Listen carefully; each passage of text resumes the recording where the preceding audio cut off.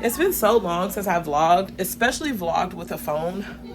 I'm really trying to show myself that I have to do things that I want, even if it's hard. Because when things get complicated, I usually am just like, nope, we're done. I'm going to figure this out. I got to find the easy way.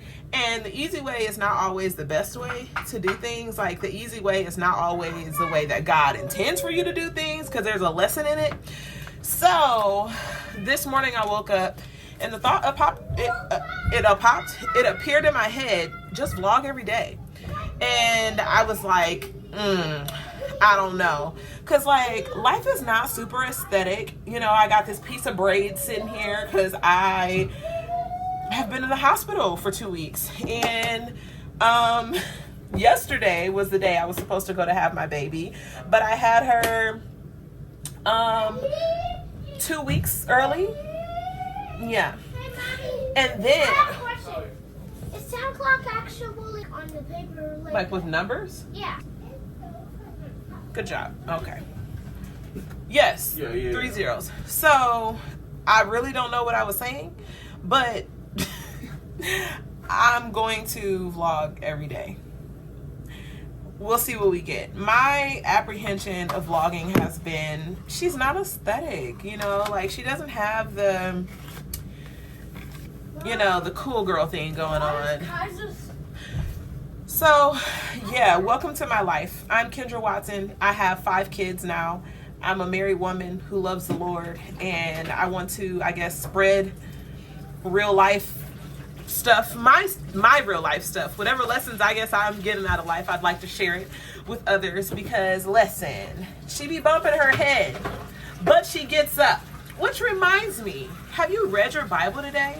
If you have not, Proverbs 24 is a good one to read, because let me tell you, it got me together. So maybe it'll help you.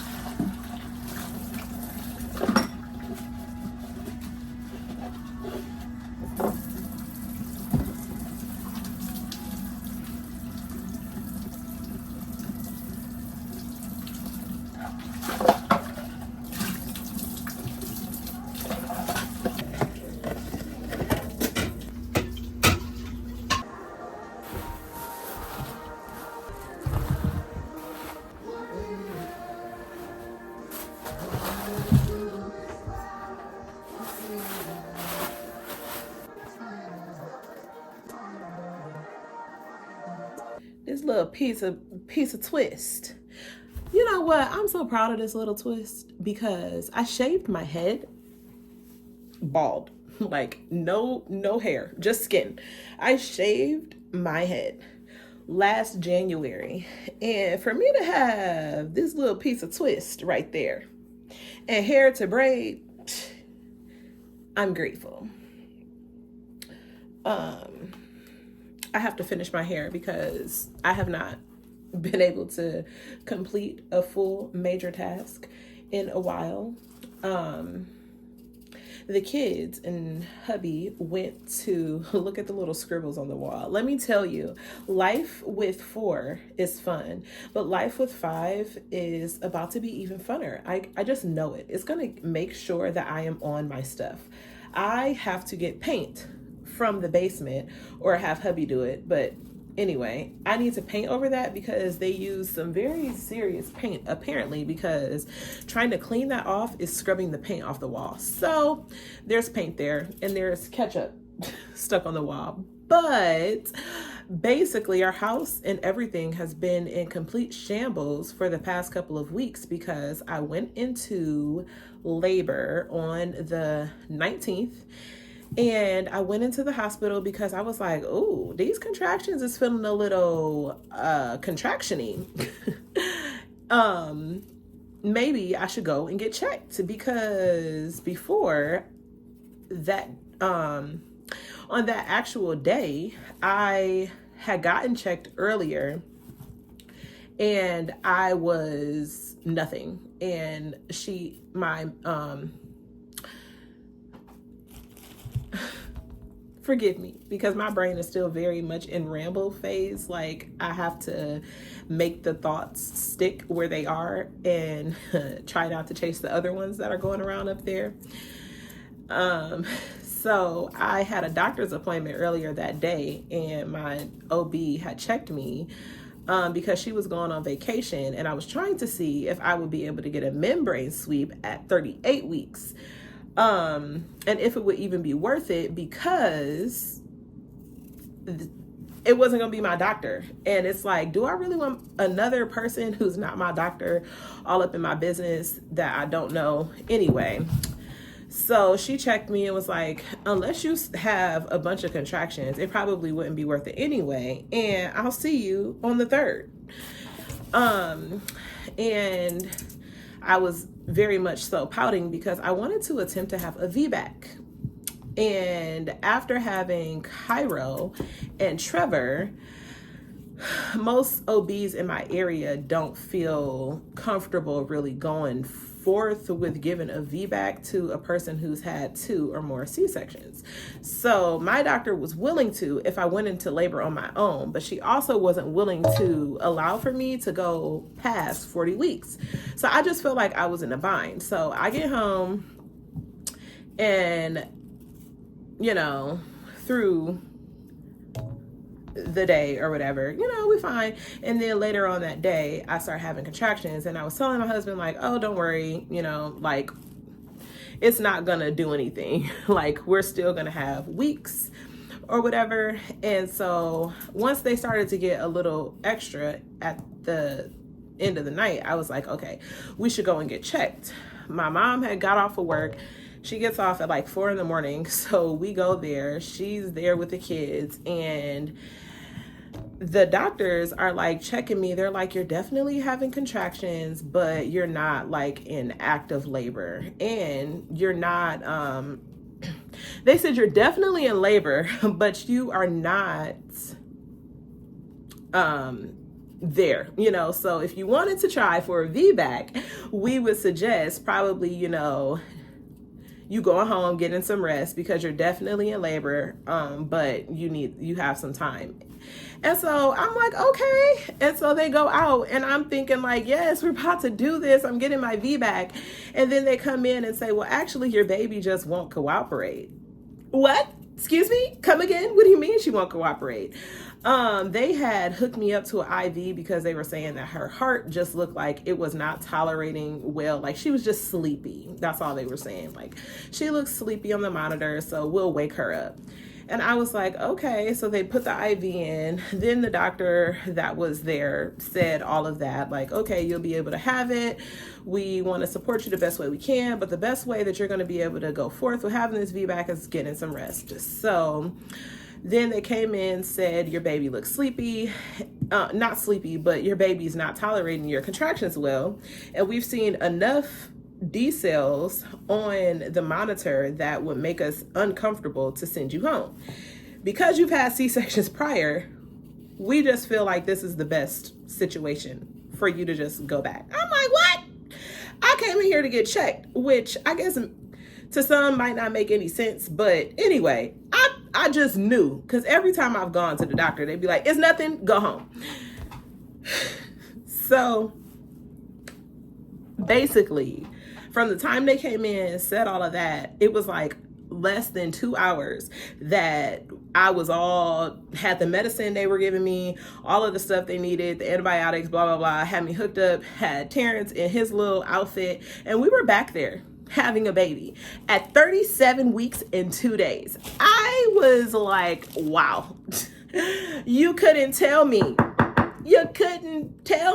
that earlier, that tonight or tomorrow I was about to have me a baby.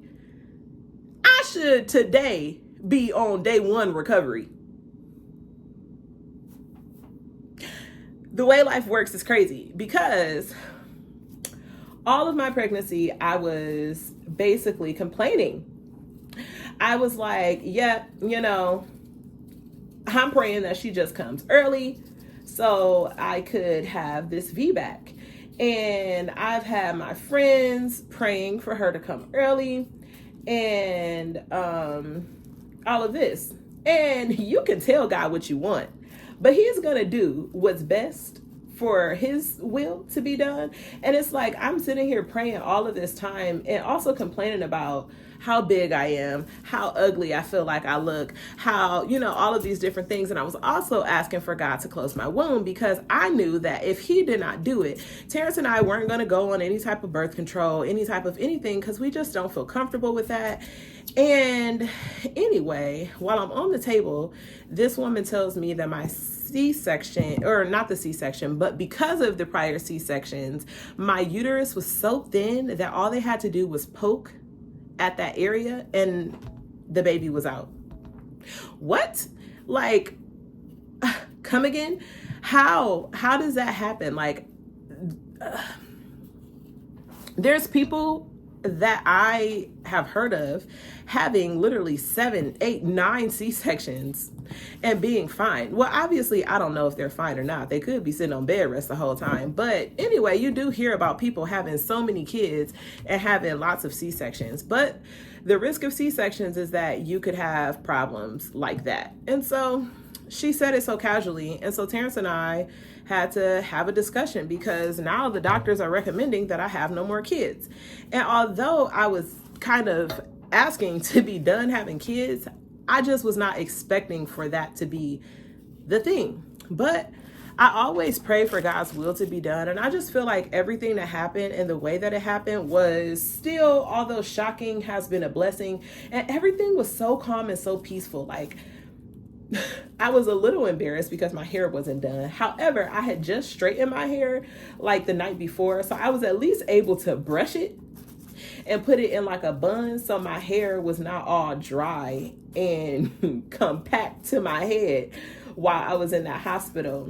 And so we get home and we're, in our postpartum phase. And Kaiser starts to act like super, super sleepy, and she wasn't eating. She just wasn't doing the things that she was doing before. I hear the kids coming back, so I'm probably going to have to finish telling this story later. But we end up having to take her to the hospital. We end up staying in the hospital for a couple of days, and these past couple later.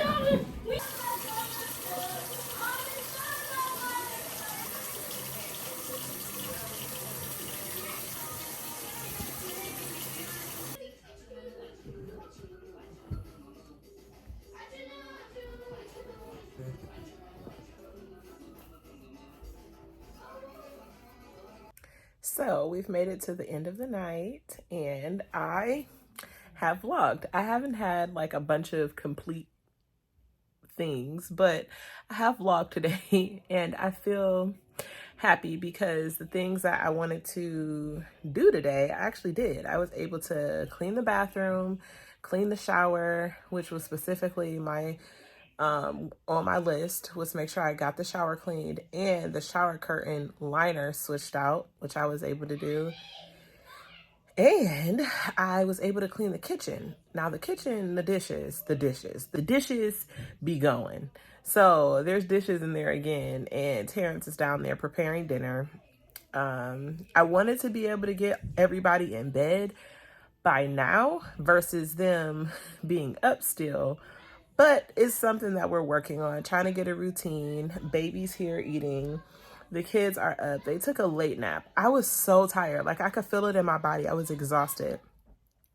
After they came home from the library, I had made them burgers and fries. And I was just so tired. And I was hurting, like aching.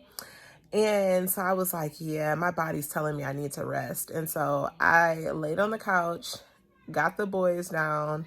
So we're going to hope for the best with bedtime for hubby, because I am not back on bedtime duty yet. That today drained me. I hope that tomorrow goes better with their schooling, because trying to get them back into the routine of understanding, like, okay, this is school time, it's time to sit down, it's time to get school done, was like overwhelming. Everybody was doing whatever. So I need to find a routine with that. I'm pretty happy how everybody went with Kaiser today. I felt like she was safe. Had a couple of heart spills because the little ones are running around, jumping around. Trevor wants to touch on her, but he doesn't understand the soft touch yet. And I don't think he was trying to do the soft touch. And then when he got up from his nap, he wanted to lay on me, but he's so heavy. And him laying on me, he was like digging in my incision area and also digging his little, like pushing his head pretty hard on my chest. So I'm like, I don't want to tell him to get off of me because he's requiring some time. So I had hubby take the baby so that I could cuddle with him. And yeah, so transitioning from 4 to 5 is work, but it's beautiful. And I am praying to the Lord that he sustains me through this new journey of life. And he always does. I just need sometimes some mindset shifts. Speaking of which, we were talking earlier, and I'm probably not gonna finish the story, the birth story and everything tonight. There will be a sit down time where I'll probably explain that. But I did want to say, I was reading Proverbs 24 and also James 3 and 4. So if you guys want some encouragement, I would say go through that. I wanted to sit down with you guys and read that, but maybe that'll be on tomorrow's vlog. I really am hoping to stick to this daily vlogging. I don't know what it's going to turn out to be, and it's really fun for myself. Whatever it turns out to be is great. Hopefully I can spread some encouragement, some real life whatever, and also the light of the Lord as he is moving in my life. Hopefully I can spread what he is doing. So thanks for watching if you did watch, and I pray that you enjoyed. And yeah, let's chat in the comments if you have something to chat about. Do you know, how do you feel about welcoming new babies? Does it give you absolutely heart palpitations? How well do you adjust when you have a new little one? And yeah, I guess if you have words of encouragement for anybody, leave them below. I'll see you guys tomorrow.